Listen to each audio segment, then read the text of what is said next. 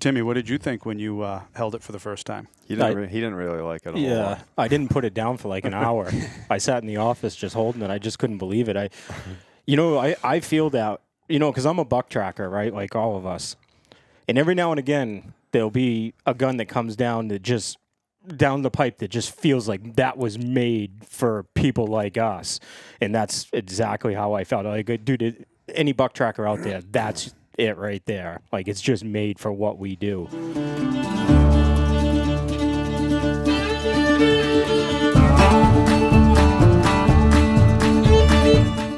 Welcome to another episode of Northwoods Whitetails. I'm your host, Travis Williams. Today we're at my house here in Meredith. Very excited. We got Timmy. Hello. Say hello. Timmy's here from Woodman Arms, as well as Mark Woodman himself. Hi. Thanks for coming, guys. And we got Connor. Yes, sir. Connor, how you been? Pretty good yourself? You got them picked out yet? I haven't been in the woods at all. No? A few times. Well, I've been seeing some Facebook stuff, and I almost sent a picture to the team the other day. He's got himself a girlfriend. So I just heard her say that, and I was waiting until after to do some questioning about that. Yep. So let's just do it now. Yeah, I think now's the appropriate time. Yeah. That could be a reason why I haven't been in the woods. And I got to say, I think a lot of deer are probably going to be very joyous. We'll see. Did you get a good one? You found a good one? I did, yeah. Good. Yeah. I'm happy to hear that. Yeah, that's awesome. Appreciate it. Good for you.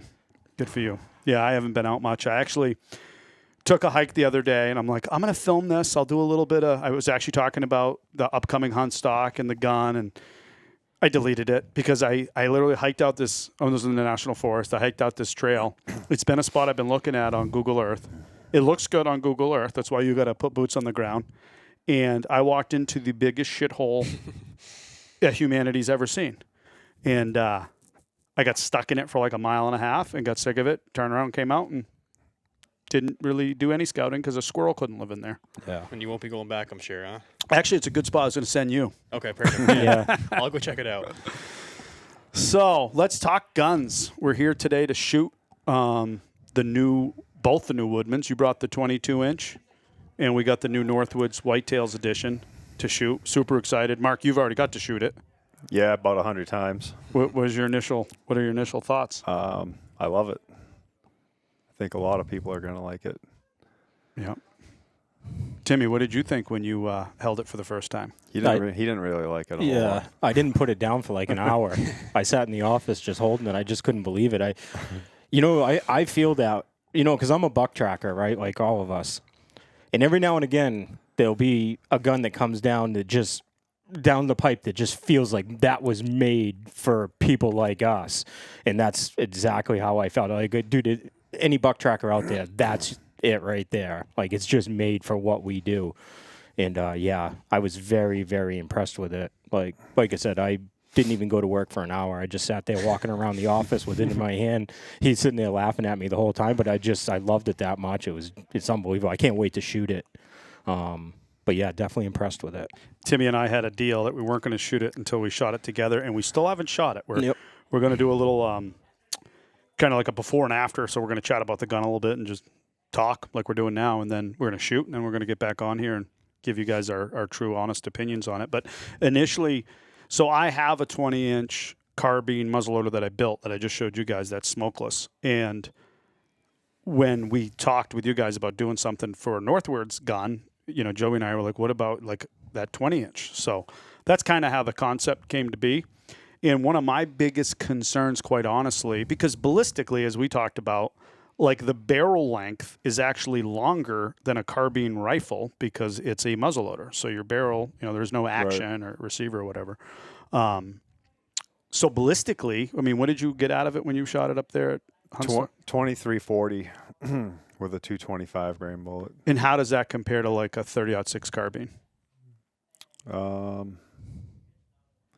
Or better yet, like a Patriot. I think 30-06s are in the high twos, maybe 2800 but that's with a lighter bullet. Like my carbine, I want to say, was shooting like 2600. Mine's an 06. Yeah. I don't know if that sounds right. So up close, this muzzleloader has more energy. The bullet is a lower BC, so further away, it's not going to be as But, like, effective. But, velocity at target, because it's a heavier bullet, is probably greater. Right? well, energy is. Energy, I mean, yeah. Yep. And to clarify too, those numbers were with N110 smokeless. That was H40-198, but Okay. that would be like equivalent to 120 grains of Blackhorn. But I haven't shot that to see if, how much it can burn in Blackhorn.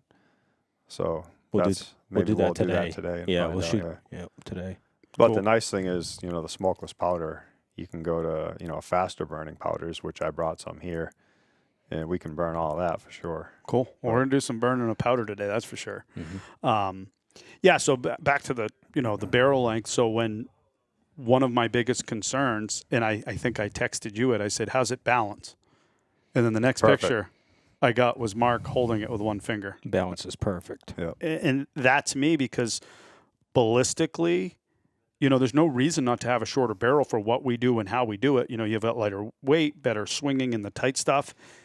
You get the ballistics, you get the, the velocity and the energy at the target with that heavier bullet. So that was my biggest thing, is with that shorter barrel, how was it going to balance? How was it going to carry? And touching it and holding it, it's... You know what's odd about it?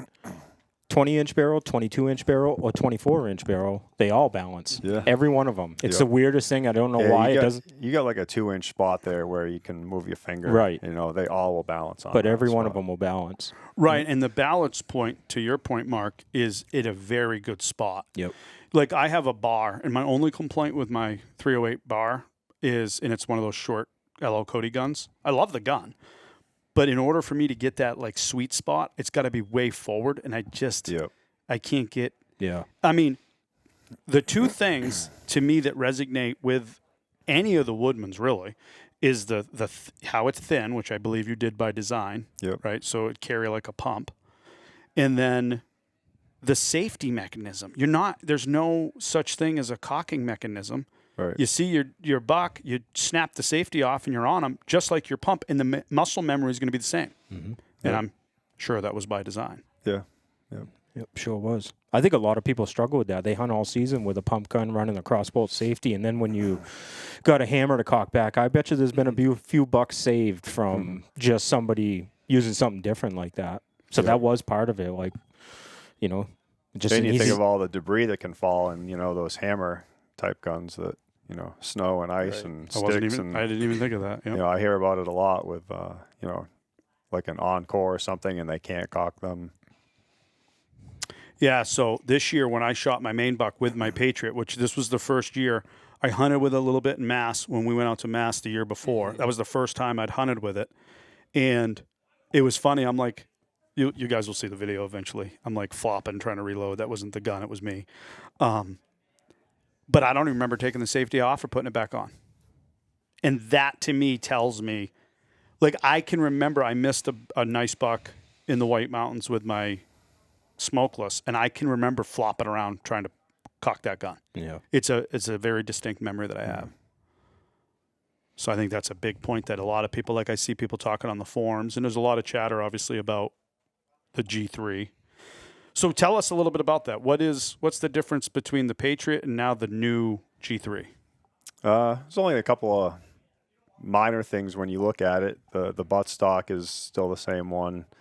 The fore end is slightly different, and we got rid of that sling stud that screwed in, and it's permanently attached now, so you can't, sometimes people would have their slings on there and they would unscrew and fall out. And so we fixed that problem.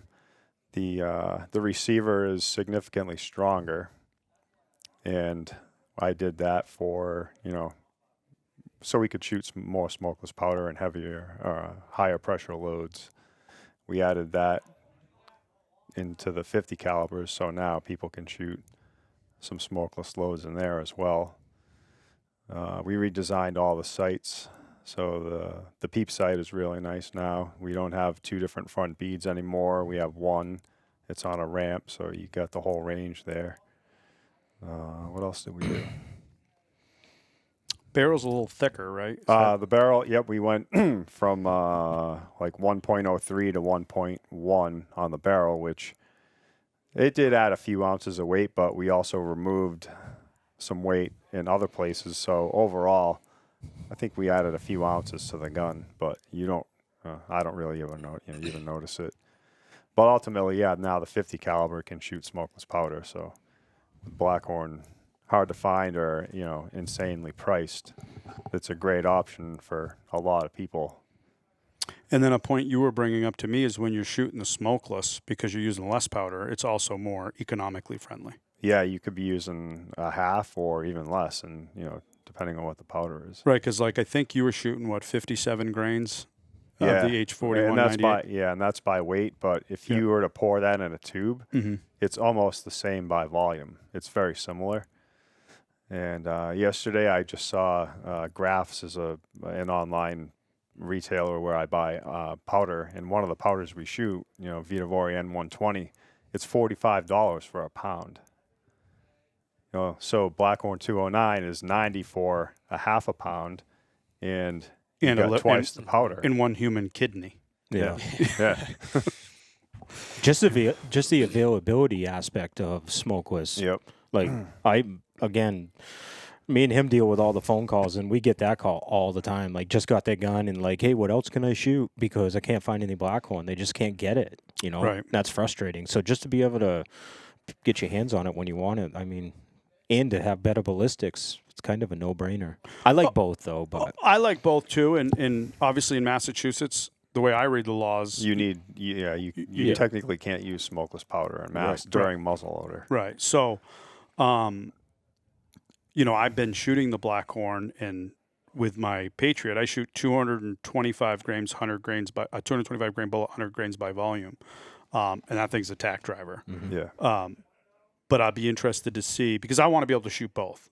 Like my good friend Ryan Bonner that got me into the smokeless thing, one of the big advantages is there's no smoke. No, not a drop. And I don't know if the word this makes sense in a gun, but it's clean. it's very clean. When you shoot that thing, there's no smoke. I know your guns you don't have to clean, but a lot of guys are going to clean them anyway. Mm-hmm. I've never cleaned that TC. Yeah. No, it is. It's haven't super cleaned clean. yours either, but yeah, and that's the other thing that our big plan, both with Northwoods and Woodman, is to, we didn't just come up with an idea, throw it on paper, and say, hey, we're going to build this gun and see if we can sell it.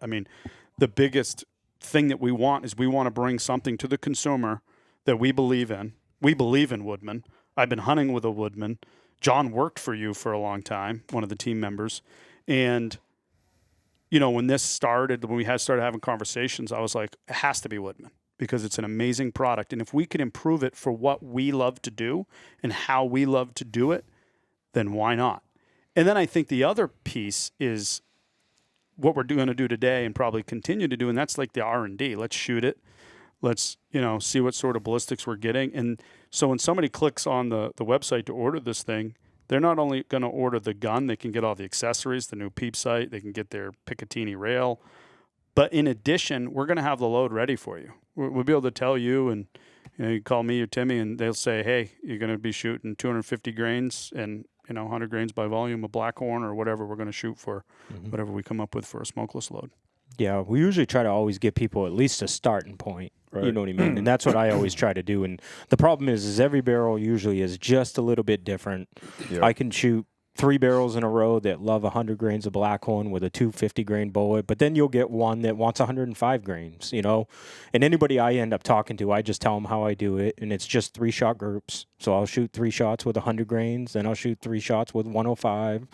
And one of those, you'll just land on a powder, and it'll just all of a sudden wow, that's a tack driver, and that's your load for your barrel. But the 100 grains by Blackhorn, it's a pretty typical load. You're going to get away with 90 out of 100 barrels are going to like that load. Mm-hmm. So I just get people there, and they could start there, and most of the time you don't got to leave it, but I usually explain to them that this is how you find it. And sure. Yeah, you don't always need the maximum amount of powder. Right. It's more, being more accurate is more important to me, at the end of the day. So what are you shooting out of yours, Connor? I'm shooting 120 grains by volume in the tubes and then a 200 grain star tip. Is that right? Yeah. Probably a 225. 225, yes. But that's we right. do have a 200 You now. do? Okay. Yeah. So I've we had good luck with those. Yeah, those are really good bullets. Yep. We just added 4 new Fury bullets. They're all the same, but the weights are 200, 225, 250, and 275, and they have a black polymer tip, so they would have a better, ballistic coefficient. I wonder how that'll do, like a 200 out of that, because you're dropping. It's going to increase, but like we were talking before, You're going to drop the weight of the bullet, but you're going to probably increase the velocity. right. But your energy at the target's going to be like we were talking about earlier. Yeah. Be the same. Yeah. Would you guys rather have a heavier bullet and less speed, or more speed and lighter I've bullet? always been a fan of fast over heavy, but heavier bullets, I think, shoot more accurate. Yeah. And especially if you're going to be shooting through brush or anything, or it's windy, heavier bullets are better for that. So. Yeah. And let's face it, most of our shots, I mean, I don't want to speak for But if you're everybody. tracking, it's not far. Most of them are, honestly, most of them are like 50 yards or less. Right. Yeah. So You know? all these bullets work at 50 yards. No questions asked Right. there. And I might be a tick different than him. I like heavier. I'll I sacrifice. do like heavier. I'll sacrifice a little bit of speed for Some the weight. weight. And I'll tell you why. Is me and him have done enough guns together. Anytime I've ever been in any trouble with not being able to get a gun sighted in, when we'll always go up and weight and bullet, and I always seem to be able to get it. So I think they just stabilize better, and I like the energy that comes from heavy. So I'll give up a little feet per second to have something that'll hammer them when you hit. Right. So, I think it's a different story when you're stretching out long range. Yeah. Now you got a different argument, but for what we do, I don't know. I'm into heavy bullets. I definitely like them heavier. I like high BC bullets. That's What is BC? the ballistic coefficient is just how the bullet flies in the air. Okay. So comparing them to like a 30 caliber rifle bullet, muzzleloader bullets are short and fat, so they don't fly anywhere near as good. But you take a 40 caliber muzzleloader, there are some bullets that have BCs like a 300 Win Mag bullet, and 1,000 yards that thing will compete with it or actually blow it away. So they get a lot longer. They get longer. So when you go up in weight, your bullets get longer, and those bullets stabilize and just have better BC. Okay. So Isn't the Makes sense. 338 Lapua the most ballistically coefficient round?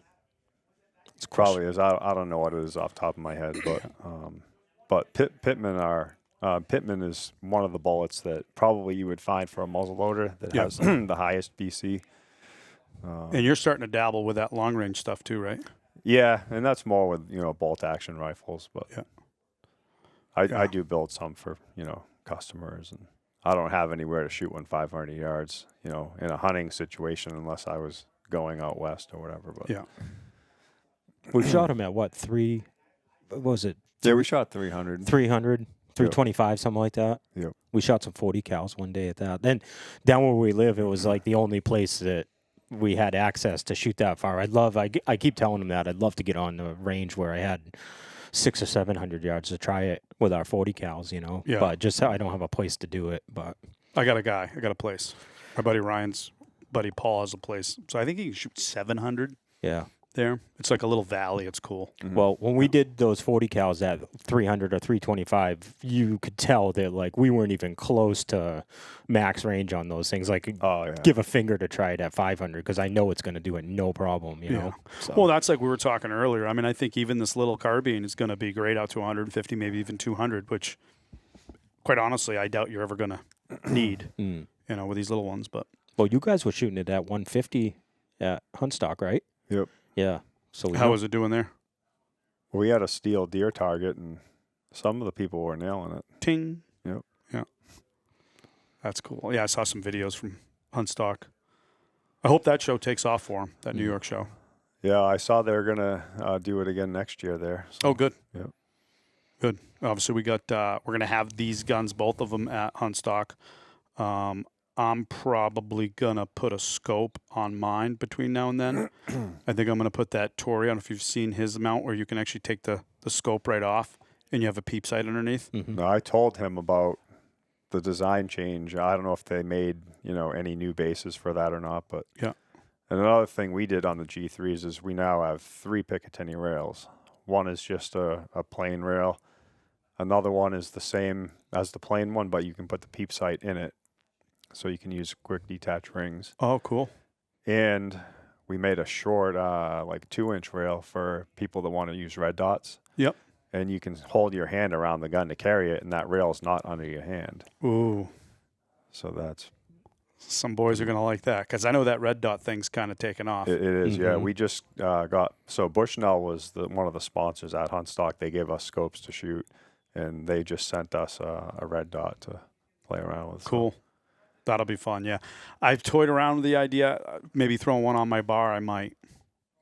I just need more scopes and more, you know. And another thing that we just designed and just machined the other day is some see-through rings that can go on the rail, and you can see, you know, underneath through to, you know, look at your peep sight. Yeah, that's a lot of guys love that too. Yeah. Yeah. Yeah. I saw him when I went in. He was like, "Hey, check these out," and I was like, "That's sweet." I get that question a lot. There's a lot of people that want Always see-through ask for mounts. those, yeah. It's been that way for years, so that's going to be a good addition right there. They're pretty sweet too. Yeah. Yeah, really sweet. Yeah, and I think another cool thing that's worth mentioning is the Northwoods gun is, so you can go online, you can order any color. You just pick your stock. And it's serialized, which I think is kind of cool. I appreciate you guys doing that. So it's going to say NWW and then the serial number of the gun, starting at 1 and then ascending on up from there. So It's on the barrel also. and the Northwoods is going to be engraved on the barrel. So yeah, super excited to shoot it. You guys want to go shoot it? Let's do it. You know, while we're talking about it, why don't we just talk about if somebody does want one of your 20-inch carbines? Yeah. Because they're going to have to get that through you guys. So if you want to talk about that real quick, go ahead. I mean, obviously, you know, reach out to Timmy with any Woodman Arms questions. He's the Woodman Arms guru. I'm just Travis over here. But we are going to be, Northwoods is going to be handling all the orders for the Northwoods Carbine Edition. So at Huntstock, we'll be there. We'll have a couple guns to talk about. We're going to have some cards with some QR codes that'll link right to our website so that people can go on there and order. And the plan is going to be to hyperlink, you know, your website to it. So if people want to order accessories and things like that, they can. But yeah, you'll want to get a hold of one of the team members or myself to actually order the gun or go to our website, northwoodswhitetails.com. Yep. And then I think we should mention, so Woodman Arms also was doing a carbine when this all came about. So Northwoods Whitetails wanted a carbine, but Woodman Arms had a carbine in the works, and our carbine is going to be a 22-inch barrel. Yep. Our standard Patriot has a 24-inch barrel, but our plan was the 22, so we've made that. But if you want the 20-inch carbine, that's going to be the Northwoods gun. Correct. So and listen, everybody listening, you need one of each. That's right. I mean, We have 4 Come on. different barrels. We've got a 26 also. yeah. well, I didn't know that. I got to order one of those. That's a cut rifle barrel, so Yeah. that's a little more pricey. But Those are your long-range ones. That's your full bore. and that's ideally, you're not shooting sabots. You're shooting full bore bullets. Right. 40 cal full bore. 40 and 45. 45. Yeah. Yep. Yeah, you can do Yeah. both. Yeah. But We- that's We also added a 1 and 22 twist 50 caliber. We did a friend of mine down in Arkansas has done a ton of testing for me over the last like 6 months with faster twist 50 calibers and Yep. smokeless powder. So what's the advantage to the faster twist? Well, as you get longer, heavier bullets, you can stabilize them better with a faster. And is that because it's spinning faster? Because Yep. you're spinning Yep. it more, yeah. Yep. Ryan and you, man. When I get around you guys, it's like French. Mm-hmm. Twist and ballistic. And I always coefficients. noticed over the years that a 45 caliber is always generally way more accurate than the 50 calibers, I would say more the 50 calibers are more finicky. And as you go to heavier bullets, they always shoot better. But the 1 and 22, so far, I mean, the thing shoots phenomenal. Yeah, I mean, have you shot one with your? I've shot a few with the 45, the 24 Patriot. Yeah. Shoots good. Again, I think, and my dad. So I'm going to tell this story real quick because my father doesn't like to spend money. He's that guy. I got to like do it for him. So I called Mark one day. I'm like, hey, can I order a gun for my dad? He said, yeah. You know, what do you want? Color, blah blah blah. So I ordered it, and I called my dad. I said, hey, I ordered your gun. Mark said he's got a run coming pretty soon. It'll probably be like a month. So he calls me. He's like, hey, it's done. You want to come grab it? I'm like, man, I'm busy. I'll see if my dad will come grab it. So I called my old man. I'm like, hey, Dad, your gun's ready. He's like, oh, geez, you didn't have to do that for me. I'm like, well, I didn't, just for the record. You're paying for the friggin' thing. I just ordered it for you because I knew you wouldn't buy it yourself. What? You know, he was obviously fine. He does well. He's a real estate agent. So he went down and picked it up and calls me like 2 days later. He's like, Travis, I love this thing. I think I'm going to hunt with this. He rifle hunted with it half the year that year because he liked it so much. And I had the same reaction in Massachusetts when I picked that thing up. I'm like, it's just balanced. I can't say enough for how it's balanced. If you walk 8, 10 plus miles a day, all of that matters. It all adds up. And when it's balanced right, you can carry it down by your side, you forget you even have it. Yeah. And yeah, so I shot my first buck with it this main hunt, which again we'll be showing on Northwoods. So, and I think the safety and the balance are the two biggest things. And you just brought up a really good point with no debris falling down in there. I literally fell in a river last year. We have that content now that'll be on my main video. When I say fell, I mean I fell into a river, like full on in the river, gun soaking wet. In the whole time I'm tracking this buck, I'm going to catch him at 20 yards and nothing's going to happen, right? Tracked him all day, never ended up catching him. Ended up going the next day in the morning before I went out and shot it just to be sure. No hesitation, went right off. So he knows this, but I did this winter. I've heard that story a couple times where people fell in a river and stuff and like, oh, the gun still went off and stuff. So this winter I was like, I got to try it. So anyways, I threw together a 50 cal over at the shop with a bunch of junk parts and just a beater gun. And I got a great big cooler, and it's big enough for the gun. So anyways, I loaded the cooler up, filled it with water, went over to the pit to shoot, and just wanted to drop this thing in the bottom of this cooler, underwater, submerged, and see how long before it wouldn't fire. So I started out like every 30 seconds. So I loaded it up, put a primer in it, put it down underwater, waited 30 seconds, pulled it out, boom, fires. Did a minute and a half, 2 minutes. So by the time I got to like 7 or 8 minutes, I've shot 25 shots because I'm doing them in every 30 seconds. So I started stretching out. When I was done, I left the gun in the bottom of underneath that water for 15 minutes, pulled it out, it fired right off, and my hands were so cold, and I had shot so many shots that I was like, I can't go anymore. It was cold, you know. And but we made it to 15 minutes, and that thing was completely submerged, just sitting in the water. 15 minutes, pulled it out, fired right off. That's wild. That was no tape That's over insane. the barrel, nothing. That was just Blackhorn 209 with I forgot what bullet I was using. It was a Sabated, whatever bullet we have, the 250, 275, one of those. But yeah, 15 minutes. I'll tell you, it really made me feel good because, you know, when you go hunting in the rain, it's always in the back of your mind with a muzzleloader, especially as hard as we trackers work to get that. Yeah. You know, you hunt all year, all this preparation, all this talk, all this shooting, this all goes into one moment. Yeah. Right. Right? And if the gun doesn't go off and you're 6 miles deep and you've been tracking the buck for 8 miles, it's disheartening. Yeah. And when I, you know, the next day when I pulled it, I was like, man, that's special. Yeah. You know? So listen, I have my cold plunge out there. We're going to have you hold on to one. But Yeah, we're gonna 15 do a minutes. We're going to do a win-win. We're going to get you to cold plunge in. All right, let's go shoot some guns, boys. All Let's right. do it.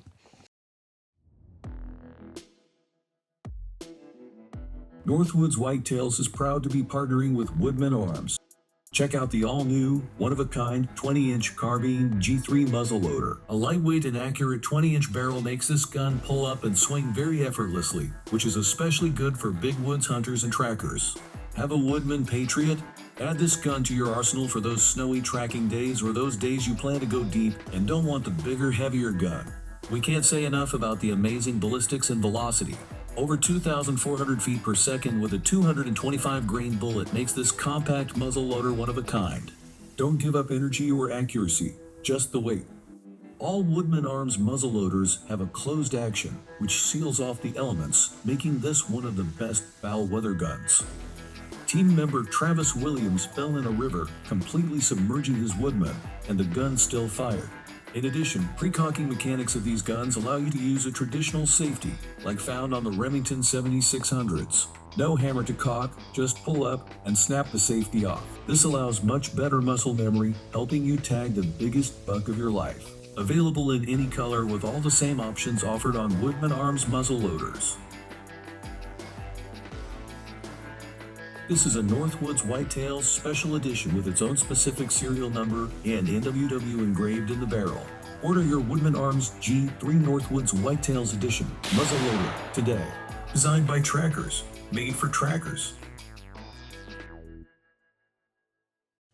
Everybody full? Oh, yeah. Yep. Yeah, I feel better. Good. Well, there's more burgers if you guys want some. We just had a little snack. We shot some guns.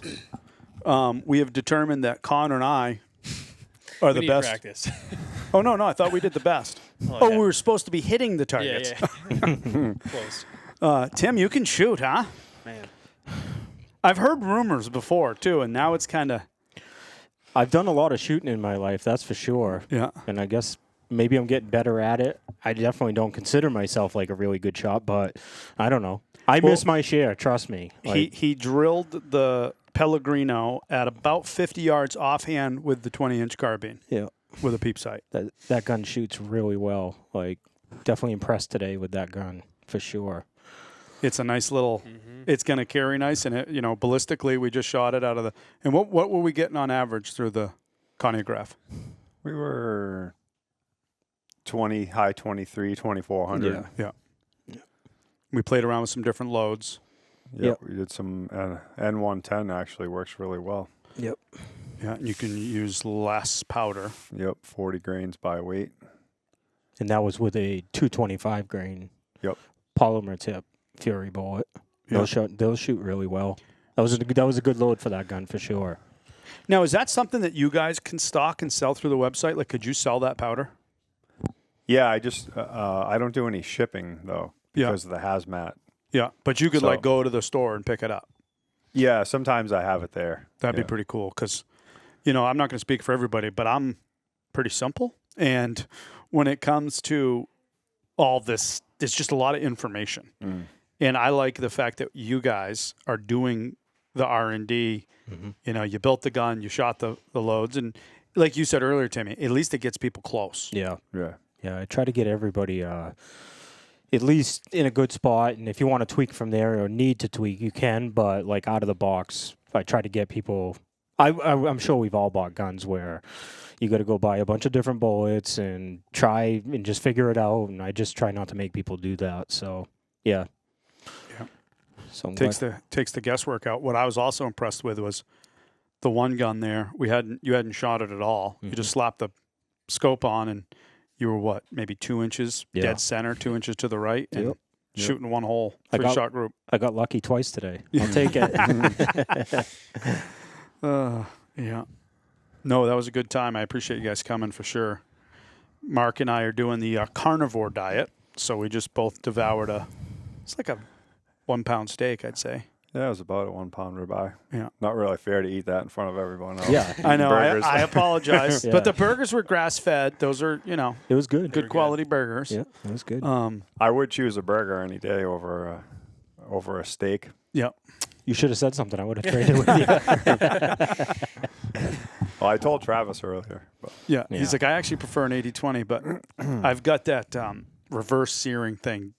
Like, I just wanted to try it, see what he thought of it. It was good. Yeah. Thanks. It was fun to cook. But, yeah, I enjoy cooking. And this whole carnivore journey's been fun. So anybody listen, Mark's doing it as well. And if you guys have seen him, he's got veins popping out of veins. So he's going to have to go find some body. You can borrow some of mine. I think I'm 10 months into it. Yeah. Going good? 40 pounds lighter. Yeah. I think I'm down. So I started at 213 and I'm down to like 188. So whatever that math is. Nice. That's Pretty good. Yeah, it's been good. That and the cold plunging, which we're going to get Mark to do next. I have done it, but I don't like cold water. Yeah. It's a little unpleasant. I've heard it's pretty. People said it's very beneficial, though. You know what I like the best about it is like the mental clarity. Yeah. So you guys see the setting here. Yeah. I have 10 acres. I live in a log home. I wake up in the morning early, have a black cup of coffee. I go out in my bare feet, walk around the yard a little bit, prep my tub. I got to put a little cold water in it and some ice, and then I sometimes will take a shower first and then get in the tub for like 6 minutes. But it's the mental clarity. Just imagine waking up on a pond with super crystal clear cold water and going swimming for 15 minutes before work. it's more the mental piece for me, and then it just wakes me up and I want to go tackle my day. But there's a lot of research about that, and it definitely does work. Yeah. So that and the carnivore diet had been my jam. That and doing some hiking. Like to do more. It's the most effortless way to get in shape and be healthy is eliminate all the crap and just eat meat. Right. Well, it's a great elimination diet, and I probably plan to add some other fruits and vegetables to my diet over time. But it's been a good, elimination diet. And the biggest thing that I notice is my gut health is like amazing. Yeah. No bloat, no sometimes you'll eat something, you're like, oh, it just didn't sit well with me. Mm-hmm. None of that. Yeah, it goes away. And you eat, like I just ate that steak and I don't want to, I'm good. Mm-hmm. Like you just feel satiated, I guess is the word they use. That's what it is, yeah. Yep. But so you were mentioning, back to the guns, you were mentioning that you can shoot different primers through the new G3s? That was one of the other changes in the G3 was we added the modules to shoot large rifle primers. Which will help because it won't get stuck in there. Yeah, and I more did it for the 40 calibers because those things are a beast and they generate higher pressures, and it's definitely way better to use it in there. But it will work in all of them, though. Yeah. Yeah, well, I was blown away by shooting it. I mean, I don't know what it is, but I feel like the gun feels more solid than my Patriot. Yeah, it probably is. It's heavier, too, actually, by a few ounces. So that makes it feel... It's 6 pounds, right? The 20 inches, 6 pounds we made it. Yeah. And there's less recoil with that N110, wasn't it? Or N20? There is less. Okay. Yep. Significantly, I thought. I became a fan of N110 today. Mm-hmm. Yeah. I really like that. Yeah, it shot good. Yeah. Yeah, Smooth. that's good stuff right there. And you could hear it in the you can hear it. Yeah. report. It was different. It was more of a pop than in the ballistically. It was as good as the 57 grains of the 4198. So it's like a faster burning powder, so it may be beneficial in that shorter barrel. I think that's personally. I think that's what I'm going to shoot. Yeah, I'll play with it. And shoot some. Apparently, I need some practice anyway. As we learned. So, while we're all here, does anybody want to tell a deer hunting story? There's got to be some story that nobody's told that the listeners would like to hear. Did you kill a buck last year, Timmy? I did. It was in Maine at the end with my muzzleloader. Was it the last day? It was my last day. I think it was like December 6th, maybe, something like that. But it was my last day that I could go. And it was on a Monday, and I was at home, and I got up the following morning and drove. I got up at like 4 a.m. and just drove north, and took me like 3.5 hours. Got up there 7:30, and I knew where I wanted to go, and I climbed up in there and cut his track. Day after, it snowed all night. You know how it is, hard finding tracks. So was this a Monday? This is a Monday morning. Okay. Yep. And climbed up in there. I walked in there 2 miles and finally cut his track. And I just took it. And I knew of that day. It was my last day. That was it. I had to get back to work, and I had to get home with the kids and all the stuff. So I knew I was taking anything. But anyways, I picked up his track, and I followed him probably, I don't even think I followed him for 300 yards, 400 yards. And he was standing right in his bed, and I shot him right there. And he was a nice 10-point. I had a really nice rack. It wasn't a real heavy deer. He's definitely wasn't a real big deer anyways, but he was run down, no fat. But it was like 146 pounds, whatever it was. But had a beautiful rack. And I mean, how do you give up a 10-point? I'll be honest with you. I always hunt hard anyways. And at that point of the season, I was pumped to get that deer. Like I was. Been a couple years too since I killed one tracking, and that always feels good, So did he have a big track on him? No, not really. No. I knew exactly what he was. Yep. I've done it enough now. I get a pretty good idea of what I'm following, and I knew what it was. I will tell you, his rack was a lot bigger than that. Could have just as easily been a basket rack 6-pointer, but he happened to have a beautiful 10-point rack. It was nice. That's awesome. Yeah, it was a nice buck. Yep. And it was good to do it with a muzzleloader. I was happy about that. Yeah. There's a lot of times I don't get to kill one with a muzzleloader, so. Yeah, I shot mine up there, which that video will be dropping soon. But I shot mine up there. So you shot yours on a Monday. I think I shot mine on a Friday the same week. Yep. It was the same week John Wright shot his. John shot his like 2 or 3 Thursday. Yeah, I think he shot his Wednesday or Thursday, and I shot mine Friday. That's right. Because Saturday was the last day you could hunt. I shot it the day before. It was December 8th. I shot mine. My wife's birthday. I got to tell you, like, as the years go and just you learn more, you know, that late season Maine muzzleloader season, a lot of people underestimate that right there. Yeah. That's a fun time to track deer. Yeah. There's a lot less people. Those bucks aren't roaming like they are in the middle of November. You have a really good chance of catching them. You know, I feel like you could probably shoot at the things, and you probably could shoot at them all day long if you just stuck with them because they're just not going anywhere. Right. You know, and it was funny because I got on a few, and I thought that they would have slowed down, but there must have been a hot doe in the area where I was.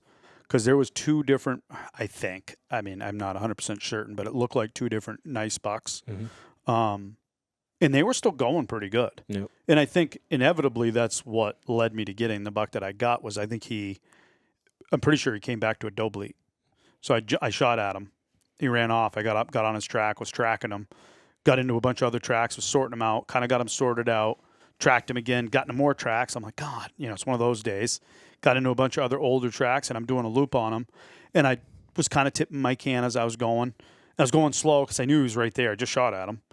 And I think it was like 10 minutes maybe. And I'd kind of hung out and was kind of screwed up. You know, hadn't really gone anywhere, even though it had been 10 minutes. Mm-hmm. And I was coming around the corner, and I look up, and he was coming right to me. Yep. That 8-pointer. Yeah. So, yeah, that was December 8th up there. I agree with you. I like that time of year. And for me, it's all about the snow. Yeah. You know, I want to track. And it's at least where I hunt a lot of different areas in Maine, but I have an area that I like, and it's where my roots are, and I like to go to that area. But I keep track of it, and it seems like almost always there is snow there, especially right there at that end of the muzzleloader season in Maine. I honestly can't think of a year where there wasn't snow. It seems like there always is. So that's one of the biggest reasons I bought my Patriot to begin with, because I was always kind of an anti-muzzleloader guy because I hate how the state does it before rifle. Yep. You know, if you're a rifle hunter, you have a attachment. I don't know about. I'm not going to speak for you guys, but I like to hunt with my pump. Mm-hmm. It's, you know, so I go out here and I shoot one with my muzzleloader the first week of the season. I don't get to take my pump for a walk, right? Unless I go to another state, which I always don't have the opportunity to do. Especially when I was younger, I didn't have the time off that I have now. Mm-hmm. So that's one of the biggest reasons I picked up the Patriot was because I planned on hunting that late season. I planned some hunts around the muzzleloader season. And quite frankly, like I was saying before, when I fell in the river, you put so much effort in. And with the older school muzzleloaders, and even some muzzleloaders that are still on the market today, I don't want to put that effort in all that scouting and all that, you know, physicality to get back in there and find them and then have the firearm be the reason I don't shoot it. Right. Mm. But now with these things, that's pretty much eliminated. Mm. I mean, I wouldn't even say pretty much. It is eliminated. Yep. With this. Yeah. I hunt with my muzzleloader all rifle season. I don't touch my rifle anymore. Even if I go somewhere, I just bring my muzzleloader. The way you two shoot. So Mark nicked it, and, you know, he hit it head on. By the way, there was, 10 of us also that shot, and we didn't touch it. Brooke did. Brooke came close. Yeah, Brooke did, got some movement. She hit the stand. She hit the stand, yeah. Close enough. Yep. But, yeah, so yeah, like I said, my dad, same thing. He picked that thing up, and he's like, I just soon hunt with this. Yeah, I think it carries better than my 760. Mm-hmm. It definitely does. So too. Especially that carbine with a peep on it, man. I don't know. I can't wait to put that 1-4 Leopold on there. I think that's going to be the hot ticket. I know that the Patriot definitely balances better than a pump carbine. Yep. Because my pump carbine, if you look at it, you'll see it's all worn out, like up on the tubes. And what it is, I'm just trying to find that forward more. Well, I'm trying to find the thin area to carry. Right. Yeah. Right. Yeah. But when you do that, it's like back heavy. That's right. Yep. Then the muzzle's always, you know what I mean. So if you look at my gun is actually the rear of the tubes are worn, but then the front of the receiver where the magazine is, that's all worn. And that when you side profile that gun, that's the fattest part of the gun. Like I don't want to carry that because it doesn't fit well, but I'm trying to find balance. Yeah. This gun, the Patriot's what taught me how important balance is. Like, I always just assumed that, like, my pump carbine was the best carrying gun ever. It's actually not. It's actually really not even that good to carry, if you want the truth. Because it's just so out of balance where you want to carry it. But that's what it's Patriot just makes your day easier just because it's so balanced the way you want to carry it. That it just makes it easier. So now what we got to do is just have Mark design a pump. Yeah. Go ahead. Yes, I'm going to, one of these days. Yep. I think you might be onto something if you could pull that one off. Because you know, and I love the pump. I think it carries, again, I don't have huge hands. And that's what I run into with like a bolt action, even my bar, is I end up having to hold it with my hand curved like this instead of like a suitcase handle, right? Like you'd carry your pump. And over time, you get fatigued. You're holding like this, and you end up switching hands all the time, and you're like cradling it. And Yeah, that gun could weigh 4 pounds, but being bigger right there, you know, the Patriot could be 12 pounds, and it's easier to carry still. 100%. Yep. There's something comfortable about getting your thumb up over the top when you're walking. Oh, yeah. You know, as soon as you can't do that, you can do it to a Patriot when you put a scope on. You put the right scope, and you eliminate that spot. Now you're cradling it. You have to. That's the only way to carry it because you can't get your thumb over the top. Some of the guys I've seen, they put like that scope you have.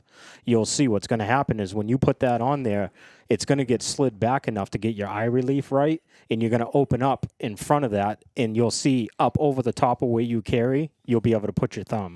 Those are the slickest scopes right there to put on these guns. One of. Yeah. To keep, like I said, the benefit of having your thumb over the top of the barrel to carry. You need the scope like you got. Yeah. What is that? Is that a Leopold? That's a Leopold 1-4. Yeah. Yeah, or 1.5-4, whatever it is. Yeah. Those are really sweet on those guns, especially for a buck tracker, because like I said, you can still get your thumb over. Right. Yeah, it's nice. Yeah, I got all kinds of new stuff coming this year. I'm excited.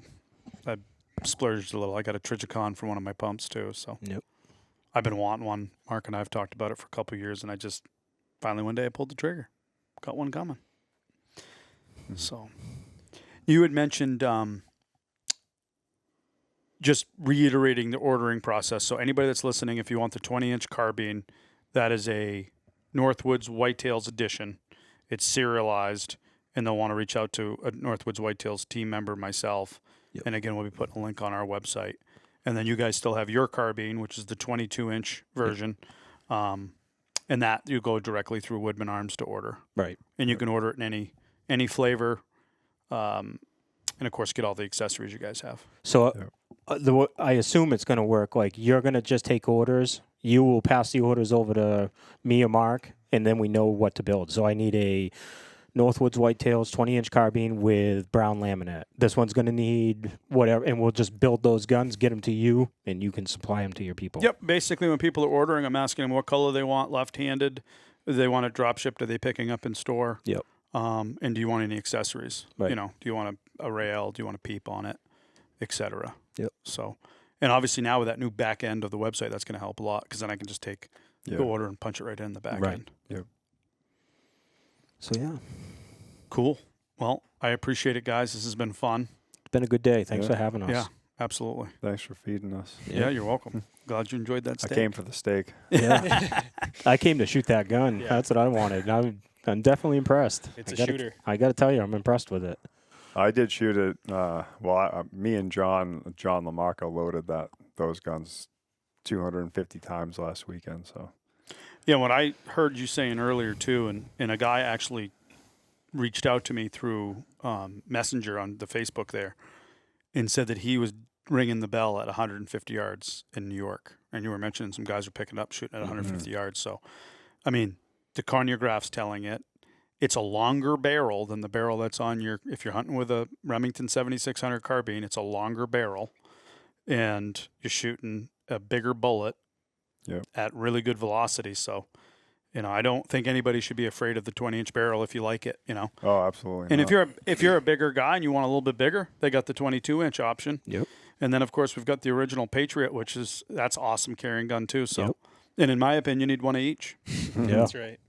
I mean, I'm seriously considering getting one of each. Why wouldn't you? It's just money, right? Brooke's going to buy me one. Thanks, Brooke. Cool. Well, thanks for joining us on another episode of Northwoods Whitetails, and we'll catch you on the next one. No one can save you, you better